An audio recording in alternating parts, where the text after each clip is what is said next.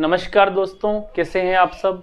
आज हम पढ़ेंगे मानव में लिंग निर्धारण, यानी कि हमारा क्लास 8 का जो हमारा चैप्टर है किशोर अवस्था की ओर। तो सबसे पहले हमें किशोर अवस्था याद होनी चाहिए। तो किशोरावस्था किसे कहते हैं, यानी कि एडोलसेंस पीरियड। देखिए, जीवन की 11 वर्ष से लेकर 19 वर्ष की जो आयु है वो किशोरावस्था कहलाती है। क्या कहलाती है? किशोरावस्था। यानी कि जीवन काल की वह आयु जिसमें शरीर में अनेक परिवर्तन होते हैं, यह आयु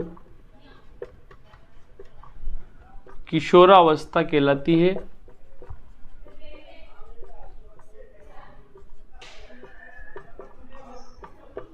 और ये 11 वर्ष से 19 वर्ष तक की आयु होती है।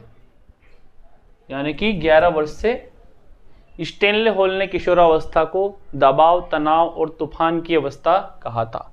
अब किशोरावस्था में क्या क्या परिवर्तन होते हैं, यानी कि शारीरिक परिवर्तन क्या क्या देखे जाते हैं किशोरावस्था में। किशोरावस्था में शारीरिक परिवर्तन, तो इसमें सबसे पहले शरीर की लंबाई में वृद्धि होती है। लंबाई में वृद्धि। दूसरा है शारीरिक आकार में वृद्धि।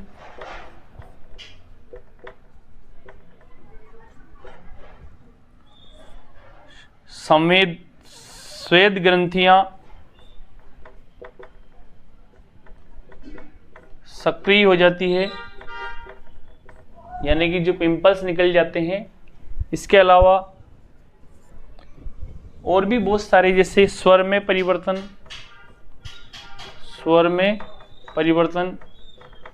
जैसे लड़कियों की आवाज़ पतली हो जाती है और लड़कों की आवाज़ मोटी हो जाती है। और दाढ़ी मूंछों का आना, पुरुषों के अंदर, बच्चों में, लड़कों में मूंछों का आना, ये परिवर्तन देखे जाते हैं। कुछ शारीरिक, गर्ल्स के अंदर स्तनों का विकास और मासिक रजोधर्म शुरू हो जाता है इस आयु में। मासिक रजोधर्म, जिसको मेंस्ट्रुअल साइकिल भी कहते हैं। इसके अलावा श्वेत ग्रंथियां विकसित हो जाती है, आवाज में परिवर्तन हो जाता है, लंबाई बढ़ जाती है, आकार आकृति बढ़ जाती है। तो इस प्रकार की जो लक्षण है ये यौवनारंभ के लक्षण बताते हैं, यानी कि किशोरावस्था में होने वाले कुछ महत्वपूर्ण परिवर्तन हैं। अब इन परिवर्तनों को किशोरावस्था में जो हार्मोन्स जो होते हैं वो क्या है, तो गौण लैंगिक लक्षण किसे कहते हैं। तो गौण लैंगिक लक्षण किसे कहते हैं, इसको देखिए। गौण लैंगिक लक्षण यानी कि ऐसे लक्षण जो यौवनारंभ में किशोरों में देखे जाते हैं, यानी कि किशोरावस्था में अनेक सारे परिवर्तन होते हैं, उन्हें गौण लैंगिक लक्षण कहते हैं। जैसा कि मैंने आपको बताया, नर के अंदर और मादा के अंदर गौण लैंगिक लक्षण, यानी कि इन लक्षणों के आधार पर नर और मादा में अंतर किया जा सकता है। जैसे नर के अंदर दाढ़ी मूछे आ जाती है। दूसरा है आवाज जो है वो भारी हो जाती है। तीसरा है लैंगिक परिपक्वता आ जाती है। सीने पर बाल आ जाते हैं, श्वेत ग्रंथियां विकसित हो जाती है, श्वेत ग्रंथियां यानी कि तेली ग्रंथियां वो विकसित हो जाती हैं, तेली ग्रंथियां। मादा की बात करें तो इनमें स्तनों का विकास, आवाज पतला होना, मेंस्ट्रुअल साइकिल यानी कि मासिक रजोधर्म की शुरुआत, इसके अलावा संवेदनाएं विकसित हो जाती हैं यानी कि संवेदनात्मक या भावनात्मक सक्रियता आ जाती है इस आयु में। तो ये यौवनारंभ के संकेत हैं यानी कि किशोरावस्था में कुछ परिवर्तन देखे जाते हैं किशोर किशोरियों में, बालक बालिकाओं में। तो ये गौण लैंगिक लक्षण कहलाते हैं जो नर और मादा यानी कि लड़का और लड़की के अंदर किशोरावस्था में ये परिवर्तन देखे जाते हैं। अब हम बात करते हैं मानव में लिंग निर्धारण, जो कि हमारा बहुत ही महत्वपूर्ण टॉपिक है। यानी कि लिंग का निर्धारण कैसे होता है, यानी कि कोई भी बच्चा है वो लड़का होगा या लड़की होगा, इसका निर्धारण कब होता है। तो कल के वीडियो में हमने देखा था शुक्राणु और अंडाणु का जो फ्यूजन है या संलयन है वो निषेचन कहलाता है। शुक्राणु जो है नर युग्मक है जो कि वृषण में बनते हैं, जबकि अंडाणु जो है वो मादा युग्मक है जो कि अंडाशय में बनते हैं। अब हम बात करते हैं, एक तरफ हम लिख देते हैं नर और एक तरफ लिख देते हैं मादा, यानी कि नर और मादा। देखिए नर के अंदर क्या होता है, जो वृषण है उनके अंदर नर युग्मक यानी कि शुक्राणु का निर्माण होता है, और मादा के अंदर अंडाशय में क्या बनेगा, अंडाणु बनेगा। क्या बनेगा, अंडाणु। अब देखिए शुक्राणु जो है हमारी जो कोशिका के अंदर अगर बात करें तो टोटल 44 प्लस XY यानी कि टोटल 46 गुणसूत्र होते हैं। कितने गुणसूत्र होते हैं, 46 गुणसूत्र होते हैं। इसी तरह से अगर मादा की बात करें तो 44 प्लस XX टाइप के क्रोमोसोम्स होते हैं, यानी कि 46 ही गुणसूत्र, 44 प्लस 2 46 गुणसूत्र। ये जो 44 ये अलिंगी गुणसूत्र कहलाते हैं नर और मादा दोनों में, जबकि ये जो X और Y है इन्हें सेक्स क्रोमोसोम्स या लिंगी गुणसूत्र कहते हैं। अब यहाँ जो कोशिका विभाजन होता है, यानी कि जो कोशिका होती है 46 गुणसूत्र वाली, वो दो भागों में डिवाइड हो जाती है। 22 गुणसूत्र इधर और 22 इधर हो जाते हैं, और इसका एक X एक तरफ चले जाता है और एक Y एक तरफ चले जाता है। इस प्रकार अर्धसूत्री विभाजन के दौरान अर्धसूत्री विभाजन होता है। इसमें दो तरह के क्रोमोसोम्स वाले शुक्राणु बनते हैं, एक तो X वाले और एक Y वाले। जबकि मादा के अंदर क्या होता है, यानी कि जो 46 गुणसूत्र वाली है वो है 22 plus X plus 22 plus X। यानी कि नर के अंदर और मादा के अंदर देखा जाए तो नर के पास दो प्रकार के क्रोमोसोम्स होते हैं, पहला X वाला, दूसरा Y वाला। जबकि मादा के पास यानी कि जो अंडाणु है वो किसी भी कंडीशन में हमेशा एक ही प्रकार के होते हैं, यानी कि X और X। अब देखिए यानी कि दो प्रकार के शुक्राणु होंगे, एक तो Y वाला और X वाला। जबकि अंडाणु जो है उसमें दोनों ही कंडीशन में एक ही प्रकार के क्रोमोसोम्स आपको दिखाई दे रहे हैं, X वाले। इसका मतलब क्या है, इसका मतलब है कि मादा में केवल एक ही प्रकार के क्रोमोसोम्स होते हैं उनके अंडाणु में, वो है X। अब बात करते हैं अपन आगे। देखिए जब निषेचन होता है तो जो शुक्राणु है असंख्य शुक्राणु होते हैं, जबकि अंडाणु की जो है वो एक ही होता है।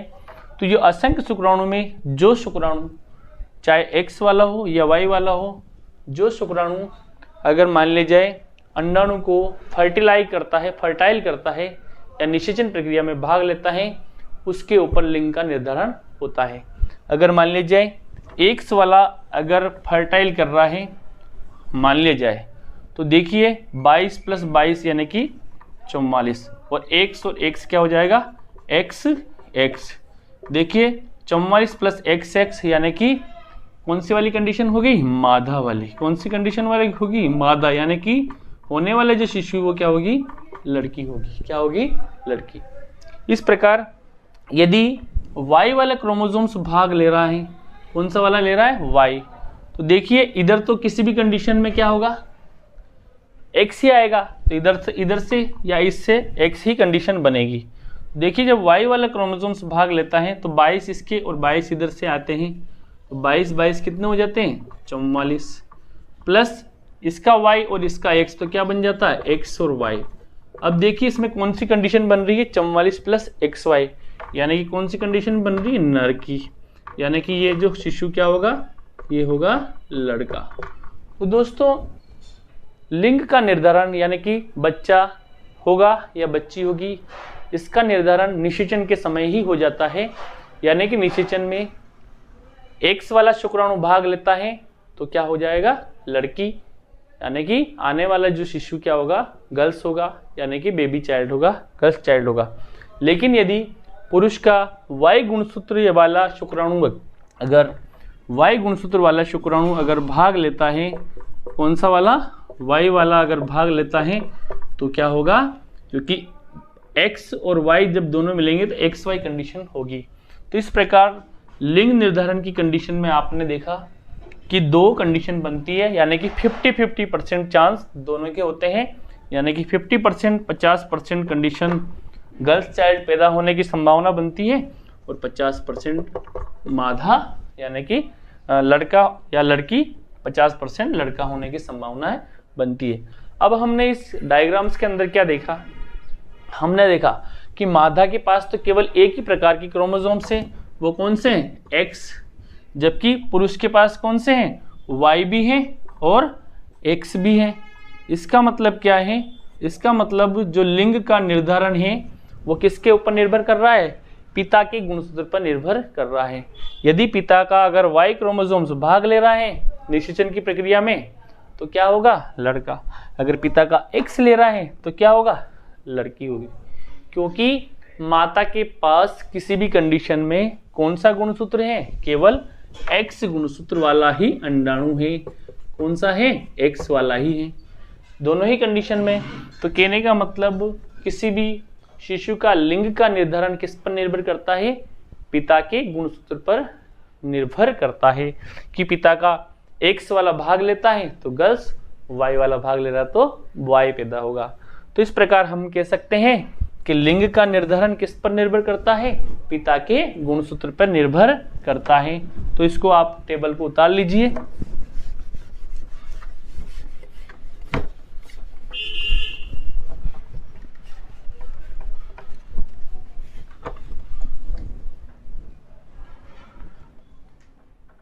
तो शिशु का लिंग का निर्धारण पिता के गुणसूत्र पर निर्भर करता है। यदि पिता का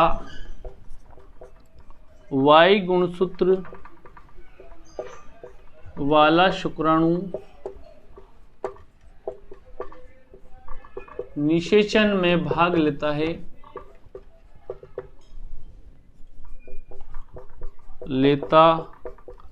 है तो शिशु जो होगा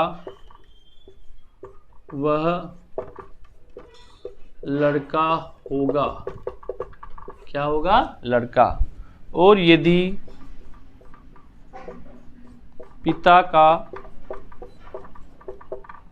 X गुणसूत्र वाला शुक्राणु यदि अंडाणु को निषेचित करता है या निषेचन प्रक्रिया में भाग लेता है, निषेचित करता है तो होने वाला शिशु होने वाला जो शिशु है वो लड़की होगी। क्या होगी? लड़की होगी। इस प्रकार हम कह सकते हैं अगर Y क्रोमोसोम्स वाला भाग ले रहा है तो लड़का, और X क्रोमोसोम वाला भाग ले रहा है पिता का तो वो। तो फुली हम कह सकते हैं कि बच्चे का लिंग निर्धारण किस पर निर्भर करता है? किस पर निर्भर करता है? पिता के गुणसूत्र पर। किस पर? पिता पर। ओके, तो दोस्तों लिंग का निर्धारण हमारे क्लियर हो गया, किस प्रकार किसी भी बच्चे के अंदर लिंग का निर्धारण होता है। Thank you for watching. जय हिंद।